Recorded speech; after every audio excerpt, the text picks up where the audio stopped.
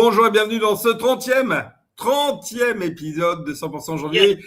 Voilà, joyeux anniversaire Claude, 30e anniversaire. Oh bah merci. Voilà. Merci Nicolas. Voilà.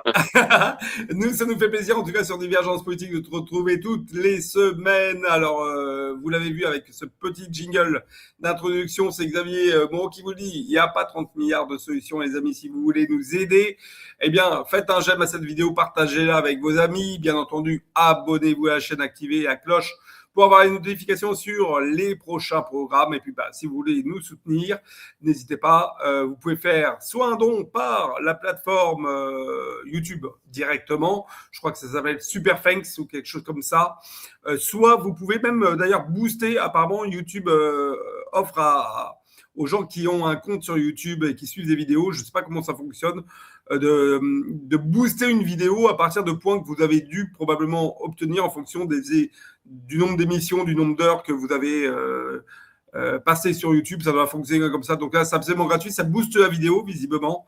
Donc ça peut être l'occasion, grâce à ces méthodes simples, de contourner la censure féroce que YouTube, notamment, a mis ces dernières semaines, ces derniers mois, sur toutes nos chaînes de réinformation. Et puis, bien entendu, vous pouvez faire un don. Vous le voyez avec le QR code qui est au-dessus de moi ou directement sur divergencepolitique.fr. Divergencepolitique.fr, je le redis depuis plusieurs semaines, il y a un énorme travail qui est fait par notre rédacteur en chef, Paolo, qui met des articles nouveaux tous les jours. Donc, si vous voulez avoir également du contenu presse, entre guillemets, du contenu informatif, notamment sur tous les conflits mondiaux, n'hésitez pas à lire divergencepolitique.fr. Il y a plein d'articles dessus, c'est très intéressant. Et puis, si vous préférez la plateforme Telegram, voilà, rejoignez-nous sur Telegram.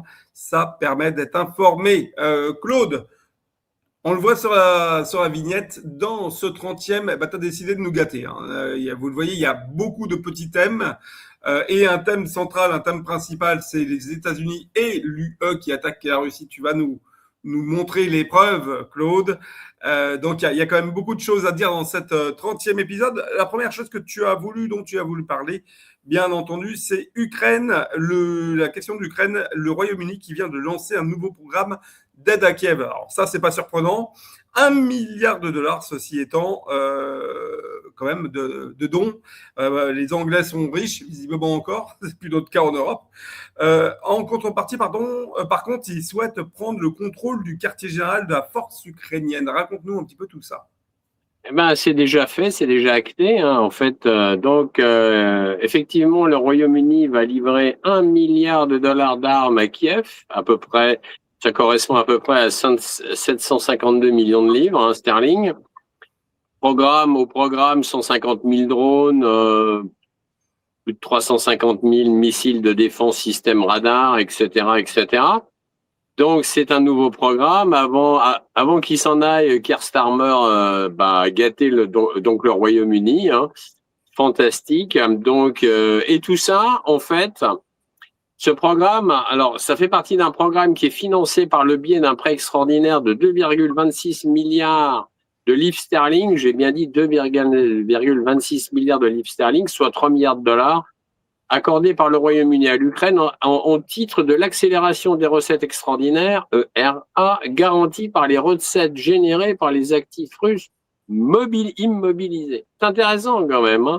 C'est toujours intéressant. Alors, en contrepartie de cela, le gouvernement britannique a annoncé très sérieusement qu'il prendrait le commandement du quartier général de la force multinationale pour l'Ukraine, qui coordonne le soutien international à Kiev et qui va continuer à préparer la reconstruction à long terme des forces armées ukrainiennes dans le cas d'accord de paix. C'est déjà pas mal, intéressant ça. Déjà, il y a un point qu'il faudra résoudre. Déjà, il y a un point à résoudre, mais déjà, ils anticipent. Tu vois, si jamais la paix arrive à se signer, eux, ils prendraient le contrôle. Et puis, comme la perfide Albion, il n'y a aucune confiance à en avoir, donc là, effectivement, à surveiller de près. Alors, il y a le général de division qui va prendre le commandement au mois de juillet. C'est effectif au mois de juillet, donc c'est demain. S'il s'appelle Tom Batman, voilà, c'est pas Batman, c'est Batman, voilà, c'est pas Batman, c'est pas le bon. Là, c'est le mauvais. Bon, passons, quoi. Alors, il faudrait quand même, dans le rêve ou dans le désir britannique, si on arrivait à une situation de paix, il faudrait quand même imaginer que les États-Unis lâchent ce morceau, ce qui n'est pas gagné non plus. Ah, donc, Ça, c'est bon. pas gagné, effectivement, quoi. Mais, de toute façon, il y a rien qui est gagné dans cette affaire. C'est bon. À tel point d'ailleurs que mais j'en rajoute une petite couche, que le ministre ukrainien de la Défense qui s'appelle Fedorov, ukrainien, hein, j'entends, annonce qu'il a besoin d'étrangers pour reconstituer jusqu'à 50% des troupes d'assaut sur le front. Donc c'est bien payé quand même, hein. Je me suis un peu renseigné. En ce moment, il y a à peu près 2500 mercenaires colombiens sur le front contre l'armée de la Fédération de Russie. Et ces mercenaires colombiens, de toute façon, ils n'ont aucune idéologie. Ils font pas ça pour l'idéologie, ils font ça pour le pognon. Et ils peuvent être payés, suivant les missions à risque, jusqu'à $200 de l'heure. Jusqu'à $200 de l'heure, suivant les missions. Alors, encore faut-il rester en vie, hein, ceci dit. Ouais, non, mais on est d'accord. On est d'accord, mais je voudrais souligner juste que les $200 de l'heure pour des missions à très haut risque, c'est toujours payé avec notre argent. Bon, bien voilà. Entendu. Voilà. Là, pour le coup, ce sera l'argent des Anglais. Alors, on reste toujours dans le contexte de l'Ukraine. Là, cette fois, c'est la brouille qu'on a vécu, le drame qu'on a vécu entre la Pologne et l'Ukraine, où on rappelle que le président polonais a retiré une décoration qu'il avait offerte, qu'il avait transmise à Zelensky, donc ils sont plus copains. Du côté de l'Église grecque catholique ukrainienne, on affirme en fait que ce serait encore une fois de la faute de ces satanés russes. Voilà, c'est le chef de cette église. Alors c'est bizarre, hein, une église grecque catholique ukrainienne. Bon, bref, orthodoxe, orthodoxe donc ukrainienne. Il s'appelle Tchevchouk. Ah, mais Tchevchouk. Bon, passons. Je me moque un peu. Il affirme que ce sont les Russes. Alors il est droit dans ses bottes. Hein, il affirme que ce sont les Russes qui sont responsables de la brouille entre l'Ukraine et la Pologne. Bon.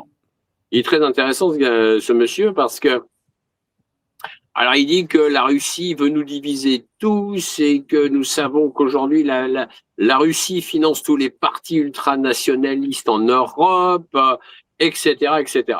C'est magnifique, cette déclaration, quand on sait que c'est cette église, elle était celle de Bandera, le héros national ukrainien, que je ne vais pas représenter encore ici, de la division SS Galicie. Ah, tiens donc, c'est intéressant. Et dont les vétérans sont enterrés d'ailleurs avec toute la pompe liturgique, uniforme nazi et drapeau en prime. Donc tu vois le genre, quoi. Donc ce qui est intéressant, c'est que ce monsieur finalement, il est le chef d'une des organisations les plus ultranationalistes ukrainiennes qui dénonce l'égoïsme national. Bon, c'est intéressant. Chez les autres, bien sûr, l'égoïsme national. Bon, c'est toujours intéressant, enfin, tu vois, voilà. Le concept de la résolution, ou d'imputation de conflits, non pas à l'histoire ou aux massacres qui ont été commis par les Ukrainiens de l'époque sur le peuple, notamment une partie de la population polonaise, hongroise, bien entendu des tziganes et des juifs. Non, pas du tout, c'est de la faute de Poutine. Bien entendu. Voilà. Tout est de la faute de Poutine, y compris la canicule, d'ailleurs, en ce moment, qui s'est mis toujours, sur la planète. Entendu, la canicule, c'est Poutine. Là, troisième sujet, effectivement, c'est toujours, on reste un petit peu dans le thème, de toute façon, de l'Ukraine. C'est les USA et l'Union européenne qui, d'après Lavrov et d'après le MID, le ministère des Affaires étrangères russe, s'attaqueraient à la Russie. Et justement, tu as les preuves, Claude. Ça fait un peu du sens parce que si tu veux, Alexis, il y a eu une usine de semi-conducteurs qui a été détruite par une frappe ukrainienne à Vorojnev. Alors, certains analystes avaient conclu qu'il s'agissait de missiles Storm Shadow, mais pas du tout. Il s'agit en réalité de missiles américains AGM-188, les fameux Rusty Dagger, et qui sont destinés d'ailleurs à l'Ukraine, mais qui ne sont pas encore commercialisés à fond au niveau international. Donc, alors, finalement, quand tu mets toutes les informations bout à bout, tu t'aperçois que oui, effectivement, les États-Unis et l'Europe attaquent la Russie. Et d'ailleurs, le président Poutine a quand même bien analysé la situation, et voici ce qu'il a déclaré. Bon, il en avait déjà parlé d'utilisation d'armes de longue portée et de haute précision de production occidentale. Donc, et tout expert, il s'exprime comme ça, et tout expert, tant ici qu'en Occident, confirmera que l'armée ukrainienne n'est pas capable de frapper avec de tels systèmes aussi perfectionnés. Juste, elle peut pas le faire. Ce n'est possible, en fait, qu'en utilisant les données des satellites que l'Ukraine n'a pas. Donc, les données ne peuvent venir que des satellites américains ou de l'OTAN. Voilà. Et ensuite, il ajoute, c'est très important, c'est que seul le personnel militaire de l'OTAN peut livrer des missions de vol dans ces systèmes de missiles. Donc les soldats ukrainiens ne peuvent pas faire ça. Donc en fait, il conclut, il dit de toute façon, c'est clair, ça ne signifie rien d'autre que la participation directe des États-Unis et des pays européens dans la guerre en Ukraine. C'est une implication directe. Donc cela signifie, et il termine là-dessus, cela signifie que les pays de l'OTAN, les États-Unis et les nations européennes sont en train de se battre contre la Russie. Mais de toute façon, on l'avait démontré déjà, enfin pour ma part, je l'avais montré déjà il y a quelques années, depuis février 2022, mais c'est bien de le rappeler parce qu'à chaque fois, quand il se passe quelque chose, nouvelle analyse, et on colle un petit peu tout ça ensemble et on s'aperçoit que oui, de facto, effectivement, l'OTAN et les États-Unis ont déclaré la guerre à la Russie. Mais c'est pas une guerre ouverte, bien sûr, avec les armées, avec les drapeaux américains, etc. On parle beaucoup ici de l'esprit d'Anchorage, cette fameuse rencontre entre Vladimir Poutine et le président Trump il y a presque un an, puisque c'était en août dernier, où on avait pensé côté russe, avec peut-être sans doute un peu de naïveté, qu'effectivement une page nouvelle pouvait s'ouvrir entre les États-Unis, les relations diplomatiques entre les États-Unis et la Russie, et peut-être justement aboutir à une paix sur le terrain ukrainien. Les Russes en reviennent énormément, ils n'ont plus confiance en Donald Trump. Lavrov a pris la parole à ce sujet, Vladimir Poutine de manière un peu plus feutrée que Lavrov. Mais véritablement, on a l'impression, et notamment avec les déclarations et ce que tu viens de nous expliquer sur les actions américaines, en fait, qui n'ont jamais cessé en Ukraine, on a véritablement l'impression que côté russe, on ne croit plus du tout en la capacité des États-Unis à nouer des relations normales avec la Russie. Je ne sais pas ce que tu en penses. Oui, non, mais c'est vrai, c'est tout à fait vrai. C'est malheureux d'ailleurs. Ça montre vraiment le vrai visage de l'État profond américain, parce que Donald Trump, c'est une chose, l'État profond américain en est une autre. Donc voilà, de toute façon, même si Donald Trump n'était pas spécifiquement enclin à ce que la guerre continue, de toute façon, l'État profond américain et le complexe militaro-industriel américain, lui, veut que la guerre continue. C'est d'une évidence absolue. Ce qui nous ramène toujours à cette soumission de Donald Trump à ce fameux État profond américain. Moi, je l'avais dit de nombreuses fois sur cette chaîne, Donald Trump s'est couché devant l'État profond américain. Il a obtenu, en fait, il a prêté serment, mi-janvier 2025. Il s'est couché en février 2026. Et la question, depuis, est réglée. Allez, un petit bonus, Claude, qui n'était pas sur ta playlist de revue de presse, que je te mets quand même en dégustation. C'est la petite perle qui est sortie hier, lundi. Eh bien, on est peut-être devant la première action terroriste ukrainienne sur le sol français, en l'occurrence à Monaco. Même, vous allez me dire, c'est pas tout à fait le sol français, je vous l'accorde. Ceci étant, on a un oligarque ukrainien, donc Vadim Ermolaev, qui est résident à Monaco, qui est sous sanction de l'Ukraine, qui a été mis sous sanction notamment spécifiquement par Volodymyr Zelensky parce qu'il refusait de se plier, je dirais, à cette junte au pouvoir en Ukraine. Eh bien, tentative d'assassinat sur sa personne en présence de son épouse et de leur enfant, visiblement, si j'ai bien compris, un adolescent. Ça ne les a pas arrêtés non plus. C'est vrai, et c'est d'ailleurs horrible parce que Je crois que l'épouse de l'oligarque ukrainien est grièvement blessée. D'après les nouvelles que j'ai eues, elle a perdu ses 2 jambes. Quant à l'oligarque, je ne sais pas où son état de santé. Visiblement, ses jours ne sont plus comptés. Alors, il est dans une situation médicale sérieuse, mais ses jours ne sont plus comptés. D'accord. Bon, ben, écoute, tant mieux pour lui. Enfin, ceci dit, les dégâts sont quand même irréversibles, hein. Son épouse va être handicapée à vie. Ça, je suis bien d'accord. Qu'est-ce qu'on peut dire au-delà des victimes? Qu'est-ce qu'on peut dire du fait que potentiellement, alors là, on va mettre beaucoup de guillemets, on va prendre beaucoup de précautions dans nos propos, mais si d'aventure il s'avérait, alors je pense personnellement que les services secrets n'en informeront pas, enfin, ou du moins l'Élysée n'en informera pas officiellement les médias.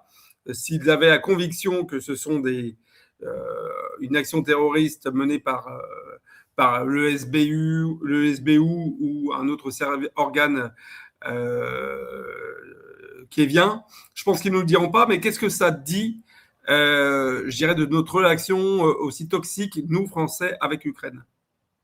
Ah, mais ça dit que ce sont des relations de toute façon de plus en plus toxiques, hein.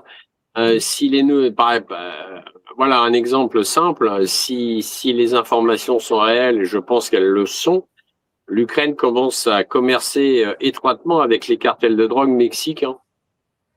La nouvelle est tombée hier ou avant-hier. C'est intéressant parce que Zelensky va pouvoir engranger encore des milliards et des milliards de dollars.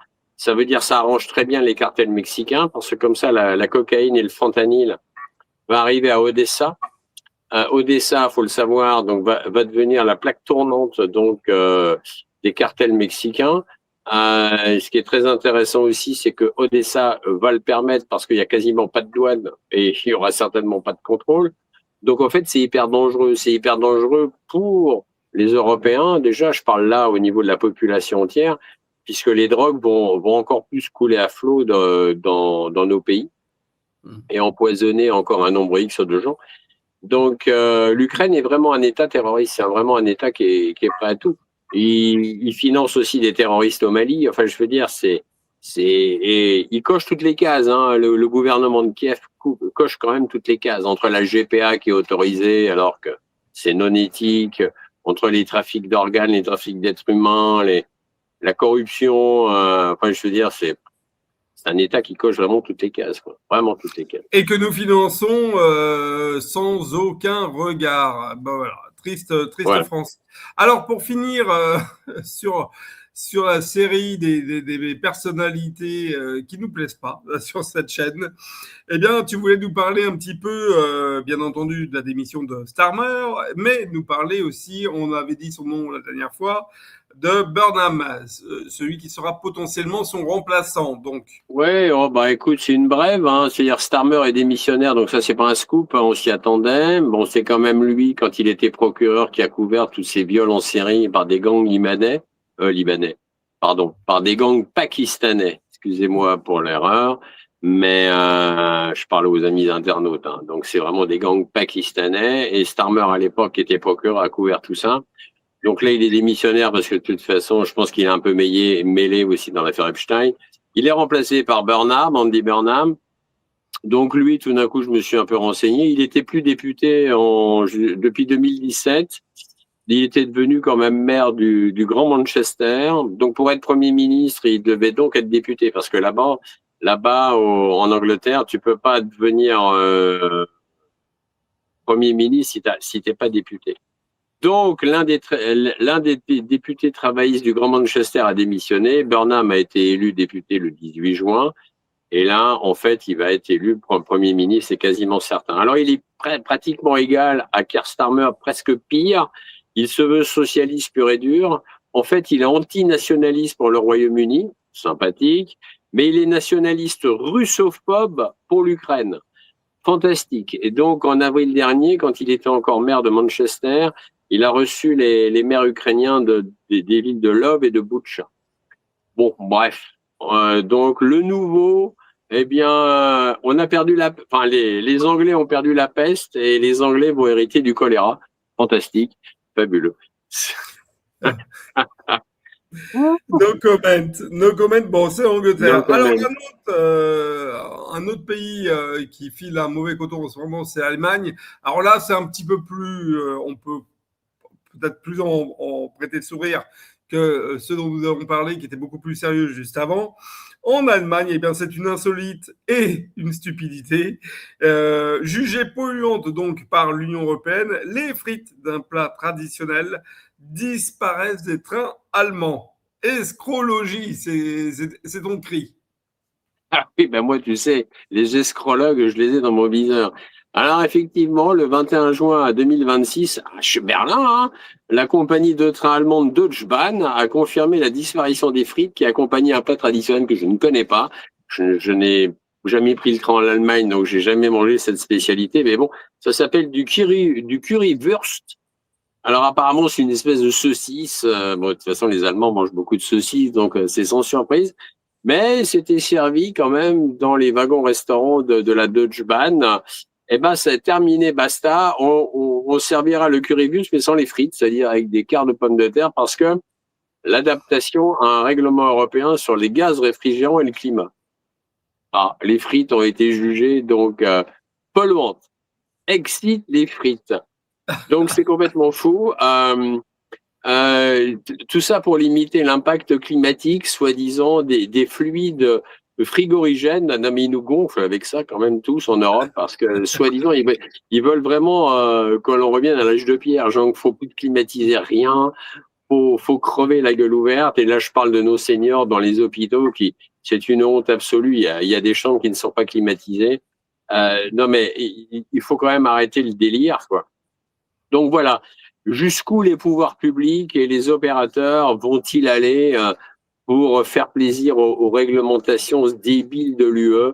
On finit par se poser la question. Toujours est-il que basta, les amis internautes, si vous résidez en Allemagne et que vous prenez la Deutsche Bahn, vous allez être banni, la Deutsche Bahn bannie. Voilà, le currywurst, avec les frites. Surtout les frites. Montez dans le train avec vos propres frites. Allez, autre sujet. Cette fois, on repart à la guerre. Tu voulais nous parler de l'OTAN qui a décidé de recruter à Hollywood. C'est ce qu'on appelle la guerre cognitive. Oui, alors ça, c'est beaucoup plus inquiétant parce qu'en fait, je n'avais pas trop pioché ce sujet. Puis tout d'un coup, le 3 mai 2026, il y a The Guardian qui a révélé que l'OTAN organisait donc discrètement des réunions à huis clos avec des scénaristes, des réalisateurs et des producteurs de cinéma et de télévision à Los Angeles, Bruxelles et à Paris. Donc une 4e session est prévue dans pas longtemps à Londres avec des membres de la Writers Guild et de la Great Britain. Donc c'est tout d'un coup je me suis dit mais tiens, curieux quand même. Donc en fait ils invitent donc des scénaristes en vue puisqu'ils avaient réuni déjà le scénariste et le producteur exécutif de Friends, un scénariste de Law and Order et un producteur de High Potential, donc des séries qui sont connues. Et déjà, ils avaient rencontré, je l'ignorais complètement, l'ancien secrétaire général de l'OTAN à l'époque, qui était Stoltenberg. Donc, alors c'est assez intéressant parce que, en fait, l'OTAN essaye de convaincre Hollywood donc de mener une guerre donc cognitive, c'est-à-dire de faire en sorte que la majorité de la population, la population occidentale en fait, pense que guerroyer c'est bien. Donc en fait, l'OTAN dispose de cette espèce de doctrine de guerre cognitive depuis quand même 2020. Et elle désigne donc les populations civiles comme le terrain opérationnel légitime de toute cette guerre cognitive. Autrement dit, ça va être du bourrage de crâne, mais subliminal. C'est-à-dire, sous fond d'art, eh bien, les images vont faire aimer la guerre donc à la majorité de la population occidentale. Donc, c'est des think tanks qui se sont mis à travailler là-dessus. Évidemment, le haut commandement de l'OTAN est tout à fait ravi. Et donc voilà.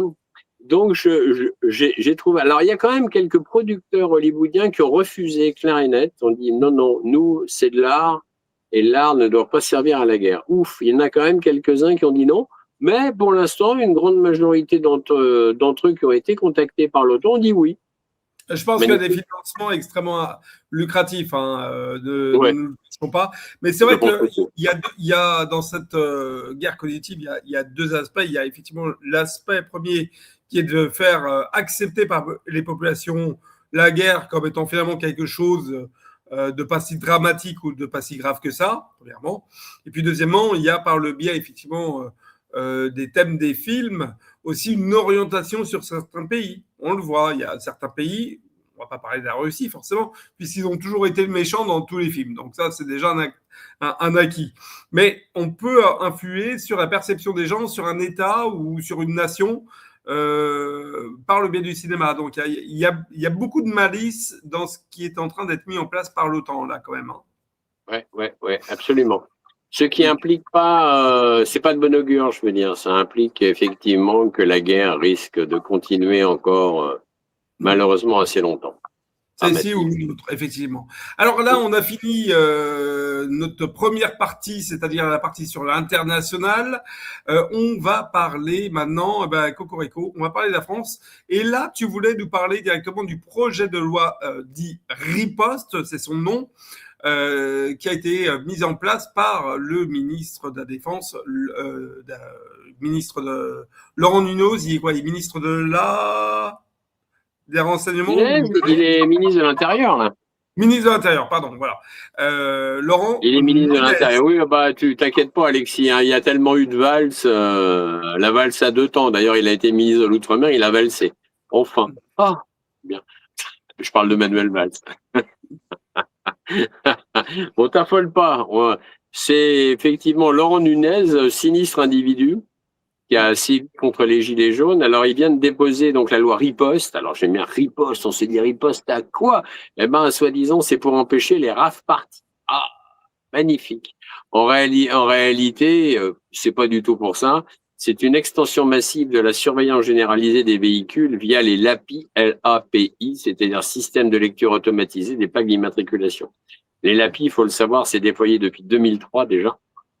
Ça capture déjà toutes les plaques, les horaires, les localisations, etc., etc. C'est centralisé depuis 2024. Ça alimente une méga base nationale. Ça prolonge avec la loi Riposte, ça va prolonger la conservation des données pendant 1 an. Ça va inciter les communes aussi à déployer leurs propres caméras et intègre l'analyse algorithmique pour traquer des mouvements suspects. Alors, si tu t'arrêtes maintenant dans un bas-côté pour aller pisser, pas savoir. Peut-être que Ça ça va va être te suspect. fliquer. Ouais, ça va, tu vois. Bon, je caricature à peine, hein. C'est malheureux, mais ça va représenter quand même 700 millions de plaques vont être analysées parce que il y a pas 700 millions de voitures en France, mais il y a 700 millions de voitures qui circulent avec les étrangers, avec ça représente beaucoup de monde, hein. Et donc finalement, ben ma foi, vous souriez, vous êtes fliqué. Donc la CNIL, ben est-ce qu'il y aura un décret d'application? Ben, il est secret pour l'instant, on n'en sait rien. L'accès au renseignement, ça sera le parcours du combattant. Donc voilà, le même État français qui arrive même pas à nous expulser un étranger sous OQTF parce qu'il y a une volonté derrière. Là, en revanche, faut pas t'inquiéter, mon cher Alexis. Ils vont nous traquer, nous pister et bien nous ficher. Voilà, de plus en plus. Voilà, ça, par contre, ils vont pas oublier de le faire. Mm. Voilà. Autre sujet, alors là, ma pauvre ville natale, quelle tristesse. L'absence de climatisation totale au futur CHU de Nantes, ça crée la polémique. Pourquoi? Parce que tout simplement, en parallèle de ça, du fait qu'il n'y aura pas de climatisation dans ce futur CHU, eh bien, en parallèle de ça, par contre, ils ont dépensé 185 000 euros pour un nouveau logo de cet hôpital, de ce CHU. Alors c'est extraordinaire parce que moi j'ai envie de vous dire les amis, pour beaucoup moins cher, avec Divergence, on vous faisait un logo par Canva. C'était Canva, c'est comme Photoshop, c'est l'application pour faire tout ce qui est graphique. On vous le faisait pour beaucoup moins cher. Alors ceci dit, s'ils voulaient nous donner 185 000 euros, on les aurait pris aussi, mais un logo à 185 000 euros, ben, Ouais. Et j'avais suivi d'ailleurs en interview une des responsables donc administrative de l'hôpital du CHU de Nantes.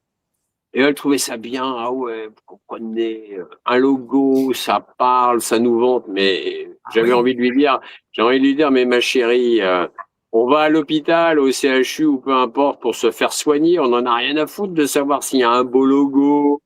On n'y va pas pour faire du tourisme. Mais je veux dire, ces gens sont perchés quand même, hein. Ils sont vraiment à l'ouest, hein, les administratifs.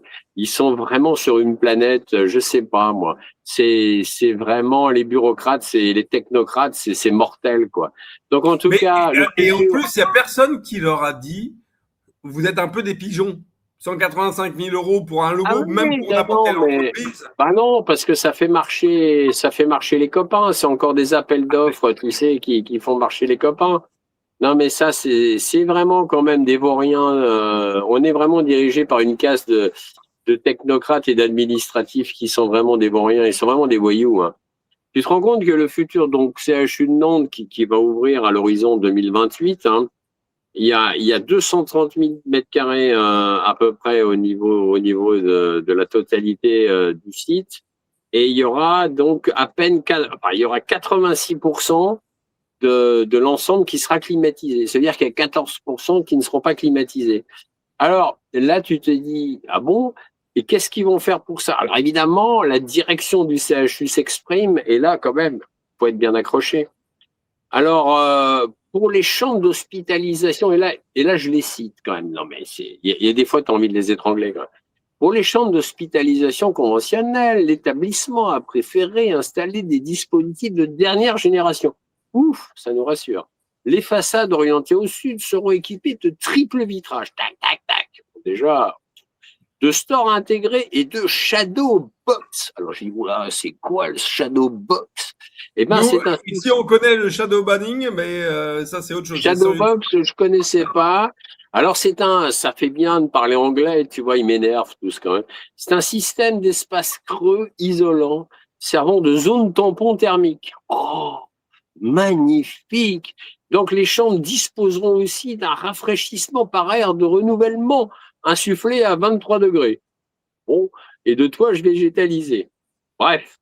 Donc 100%, ils assurent que sans rire, 100% des locaux accueillant du public seront climatisés ou rafraîchis. Ah, pas pareil. Climatisés ou rafraîchis. Rafraîchis, on ne sait pas. S'il fait 35 dehors et qu'il fait à peine 30 dans l'hôpital, oui, ça sera rafraîchi. Bah oui, ça sera 5 degrés de moins. Tout dépend, ouais, tu vois ce que je veux dire, quoi.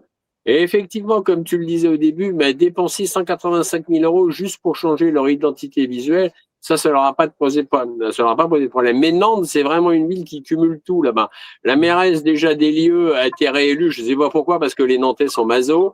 Le centre-ville, qui est quand même un centre-ville bobo huppé, où il y a quand même de l'argent, je connais, hein, j'ai été faire quelques conférences là-bas. Qui était. Mais alors, dès que tu passes 22-23 heures, là, ça commence à craindre. Dans le centre-ville, d'ailleurs, les mecs, ils te braquent un couteau parce que ils vont te braquer parce que ça dit là tout va. Et les policiers municipaux ne sont même pas armés là-bas. Ouais, parce que la gentille mairesse, oh ben non, faut pas frictionner les petits dealers, les grands dealers. Non, mais je veux dire, je pense que les gens sont tarés, hein. Quelque part, ils élisent une fois. Bon, l'erreur est humaine. Persévérer, ils l'auraient élu. Persévérer, c'est criminel, là. À un moment donné, ça va, on passe, quoi. Nantes. Alors, Claude, je te corrige sur un détail très important. Ce n'est Ah, plus que le soir que tu te fais agresser à Nantes. C'est ah toute bon? la journée, mon ami. Ah, C'est fini, hein, bah Nantes. voilà. Il y a Ah bah quelques années, c'était que magnifique. le soir. Maintenant, désormais, c'est 24 sur 24. Non, cette ville qui est ma ville natale, et je suis né notamment au CHU, donc je vois Ah parfaitement oui. où c'est situé, etc. Mais enfin, tout le centre-ville de Nantes, déjà c'est sale, c'est extrêmement dangereux. Il y a une population qui est extrêmement surprenante. Comme disaient certains, c'est une chance pour la France, mais bon, là, visiblement, c'est peut-être pas une chance pour Nantes. Bref, effectivement, plus rien ne va dans cette ville et 185 000 euros pour un logo. Bravo les pigeons, bravo, bravo les pigeons. J'espère qu'il y a peut-être des rétrocommissions parce que sinon, c'est incompréhensible. C'est de la folie, hein. C'est Ah oui, fou, quoi. c'est ça. Alors, on continue notre bout de chemin. Alors maintenant, on a un nouveau sujet. Je suis obligé de les télécharger en direct. C'est pour ça que maintenant, ils vont prendre un peu plus de temps. C'est Total au Yémen. Alors, Total qui a visiblement essayé de dissimuler la fuite pétrolière qui avait eu au Yémen et qui malheureusement avait fait un scandale il y a de ça quelques années. Voilà, alors je suis tombé sur c'est pour ça que je voulais un peu en parler, je suis tombé sur une enquête d'un média qui l'a vraiment poussé, alors un média que je ne connais pas et que tu connais pas non plus, je pense Alexis, un média qui s'appelle Bon Pote. Je n'aurais pas pensé appeler un média Bon Pote, mais bon écoute, c'est des écolos, mais des vrais écolos, les mecs, puis ils sont fouineurs, donc ils ont fait tout un dossier, je suis tombé là-dessus tout à fait par hasard. Et effectivement, donc au cœur des vallées yéménites, alors les vallées yéménites, hein, c'est quand même des endroits arides, montagneuses, pas beaucoup d'eau. Bref, les paysans font des cultures autant qu'ils peuvent, ils ont un peu de bétail. Enfin bon, c'est quand même des pays chauds et la survie n'est pas si simple que cela.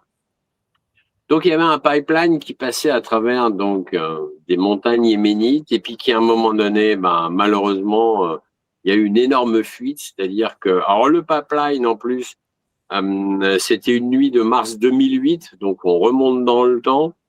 C'était un pipeline qui reliait donc de pétrole brut, hein, qui reliait deux blocs, le bloc 10 pardon, au bloc 14. Et puis, ça allait au site d'exportation maritime sur la côte, pardon. Et là, il a explosé. Et là, c'est des milliers et des milliers de litres de pétrole, donc de barils de pétrole brut qui ont fui et qui se sont infiltrés, en fait, ces milliers de litres se sont infiltrés durablement dans les interstices des montagnes. Donc, alors les travaux de nettoyage après, Total en a organisé quelques-uns, sauf que des responsables du secteur sécurité de Total, il y en a même un qui avait déclaré à l'époque que ça faisait chier, et j'emploie ces termes, hein, c'est cité dans l'article de Bon Pote. C'était vraiment du bricolage. Bon, les mecs, ils ont nettoyé un peu en surface vite fait. Ils savaient très bien d'ailleurs que le pétrole s'était infiltré dans les montagnes, mais ils avaient vraiment pas envie d'aller, parce que là, il fallait quand même creuser, nettoyer et faire quelque chose. Du coup, en fait, certaines parties de ces montagnes sont gorgées de pétrole, mais à l'intérieur des rochers, dans toutes les fissures. Et dès qu'il pleut, tout ressort. Et donc, l'eau qui ruisselle est bourrée de pétrole. Donc, évidemment, les conséquences pour les paysans locaux, ça a été désastreux, des conséquences désastreuses.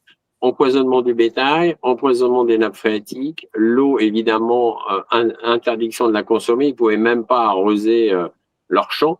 Les légumes qu'ils essayaient de faire pousser contaminés, les fruitiers qui arrivaient à pousser un peu contaminés sont morts. Bref, la vie dans ce secteur-là avait pas mal disparu. Il y a même beaucoup d'ailleurs. Il y a donc des paysans yéménites quand même. Et ils ont essayé de se grouper, d'attaquer Total, mais c'est un peu le combat de David contre Goliath. Ils n'ont pas trop lâché l'affaire, mais à un moment donné, bon, ils l'ont lâché un peu. La multinationale, donc via une des filiales qui s'appelle Petromassila, en fait, ils ont proposé un arrangement à hauteur de 175 000 $, ce qui est très peu, hein, pour que les 5 paysans retirent leur plainte. Donc, le document a été signé par les 5 paysans le 25 novembre 2018. Donc, entre 2008 et 2018, il y a eu un combat qui a duré 10 ans. Les 5 paysans, à un moment donné, ont jeté l'éponge. Et c'est quand même une somme dérisoire, hein, je veux dire, par rapport à ce qu'engrange Total, c'est vraiment dérisoire. Mais ils ont accepté, je me mets à leur place à un moment donné, compliqué. Et Total s'est évité ainsi un procès en bonne et due forme et une médiatisation potentielle de ces pollutions. Voilà, donc c'était bien de rappeler malheureusement cet épisode douloureux pour certains paysans yéménites là-bas. Voilà. Et oui, quand il s'agit d'assumer, il n'y a plus personne. Assurément, c'était plus intéressant de faire des profits. Très clairement. Alors, autre sujet dont tu veux nous parler, si vous en avez marre de votre boulot, vous avez envie de changer de profession ou même changer d'entreprise tout simplement, eh bien, c'est le moment des entretiens d'embauche. Et là, dans les entretiens d'embauche, on peut vous demander des petites fantaisies. Parle-nous-en un petit peu, Claude. En fait, c'est une sénatrice, Catherine Dumas, des Républicains, qui a interpellé le ministère du Travail sur une pratique de recrutement baptisée le test du sac à main. Alors, ça concerne, mon cher Alexis, bien évidemment les femmes. les hommes rarement les sacs à main, ont rarement des sacs à main, Ou alors certains types d'hommes. Voilà, à part ceux qui savent pas où se situer, mais ils sont quand même minoritaires. Et donc, c'était une pratique interdite, hein, c'est interdit par la loi, mais donc des entretiens d'embauche par des chasseurs de tête ou par juste donc des certaines entreprises, eh bien la candidate arrivait avec son sac à main et on lui demandait de vider son sac à main sur le bureau pour voir ce qu'il y avait dedans et pour voir un peu si ça permettait de jauger un peu la personnalité de la postulante. Ah, on croit rêver quand même, hein. Donc, c'est protégé par certains articles du Code du travail. Normalement, c'est une pratique tout à fait illégale, puisque c'est une restriction aux droits et aux libertés individuelles. Donc, c'est aussi une atteinte à la vie privée, parce qu'en fait, tu as le droit, si tu as un sac à main, nous, on a bien des sacoches, nous les messieurs. Si demain, je passe un entretien d'embauche, ça ne sera pas le cas, mais j'apprécierais pas du tout qu'on me dise videz votre sacoche, cher monsieur, pour qu'on voit ce que vous avez dedans. Après tout, c'est privé quand même, quoi. Donc voilà, donc c'est intéressant quand même, hein. Voilà quelques pratiques inavouables qui malheureusement ont cours. Alors pour l'instant, la sénatrice essaye de faire bon ordre, de mettre bon ordre dans tout ça. Va-t-elle y arriver? Point d'interrogation. Encore une fois, ben voilà, cette France, cette nouvelle France, c'est tout à fait singulier, les libertés que certains s'octroient. Bon, autre sujet dont tu voulais nous parler, eh bien, c'est le retour, potentiellement le retour de la loi Yadan. Ce sera le 1er juillet, c'est-à-dire demain. Voilà, demain. Enfin, à l'heure où vous regarderez l'émission, aujourd'hui. Voilà. Aujourd'hui, voilà, c'est ça. Oui, c'est ça. Pour vous, demain pour nous. Oui, voilà. Et voilà. Donc, ça sera le 1er juillet. Oui, le retour de la loi Yadan, parce que c'est tout à fait possible, parce que Aurore Berger, notre ministre, l'avait promis, notre Premier ministre Sébastien Lecornu aussi. Et donc, en fait, que si, comme cette loi Yadan avait été retoquée par l'Assemblée nationale, eh bien, Aurore Berger et Sébastien Lecornu avaient vraiment envie de la faire passer et avaient dit, de toute façon, on la présentera plutôt le 1er juillet. Et voilà. Et nous y sommes. Donc, c'est bon de le rappeler qu'ils peuvent nous la faire accepter à coup de 49.3, c'est-à-dire que là, bien évidemment, il y aura aucun député qui aura son mot à dire. Bon, le 49.3, donc affaire à suivre. On va voir si ça se fait dans quelques heures. Ouais, rappelle-nous quand même, pour ceux qui ne s'en souviennent pas. La loi Yadan, la loi Yadan, c'est-à-dire que la moindre critique contre Israël, contre M. Benjamin Netanyahou, la moindre critique, et je ne parle même pas de dire qu'on est sioniste ou anti-sioniste, c'est-à-dire la moindre critique, équivaudra à des problèmes, un tribunal, amende, etc., etc. C'est-à-dire qu'en fait, on ne pourra plus critiquer ouvertement Israël. Ça concerne et M. Benjamin Netanyahou non plus. Ça concerne donc divergence, puisque nous parlons souvent du sujet des relations d'Israël avec ses voisins, si on peut parler de ça comme étant des relations. La nouvelle méthode de relation par la bombe. C'est original.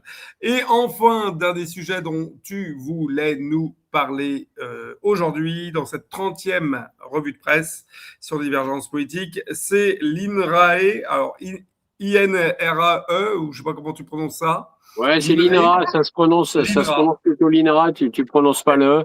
C'est l'Institut national des ressources alimentaires et je me rappelle plus, mais c'est l'Institut national des ressources alimentaires. Donc c'est quand même un institut qui a pignon sur rue en France. Et là, tout d'un coup, alors ça c'est la bonne nouvelle et on va terminer donc notre émission sur une bonne nouvelle. Selon une étude menée par eux, donc par l'INRA, cultiver sans pesticides tout en maintenant la rentabilité est techniquement et économiquement réalisable, avec des résultats variables selon les cultures et les régions, mais c'est réalisable. Donc, amis internautes, c'est une bonne nouvelle, enfin pour nous, parce que je pense que la majorité des agriculteurs ne va pas suivre du tout les recommandations de l'INRA.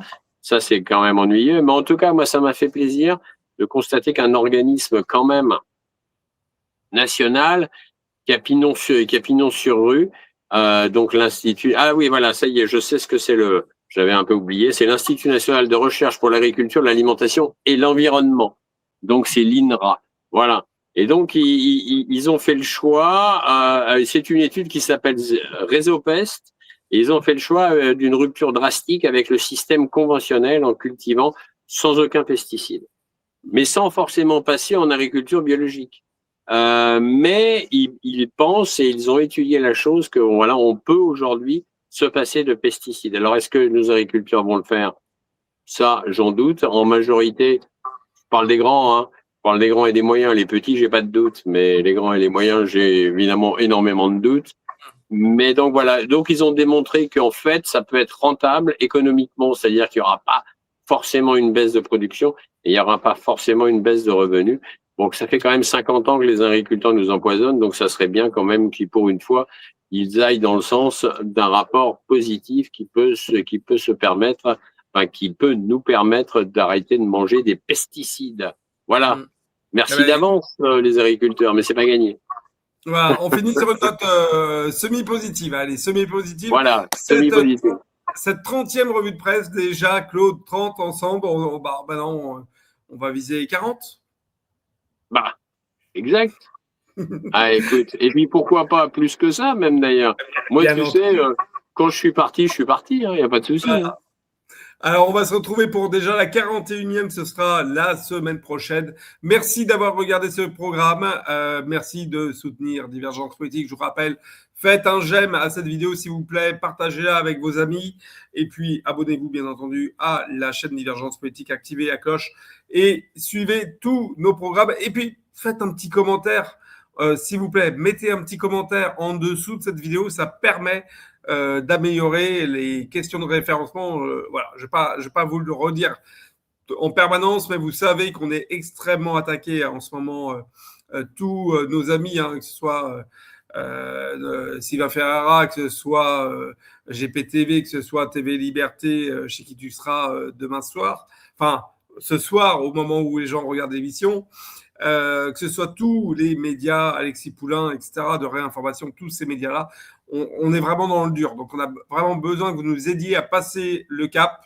Voilà, il n'y a que vous qui puissiez nous aider, puisque contrairement au service public et qui raconte des conneries en permanence et qui est financé pour le faire, eh bien, nous, on essaie de dire des choses le plus juste et avec le cœur, mais personne de l'État, bien entendu, ne nous aide. Donc, il n'y a que vous qui nous aidez. Continuez comme ça et merci à vous. Claude, à la semaine prochaine. Merci Alexis, amis internautes, merci beaucoup. À la semaine prochaine.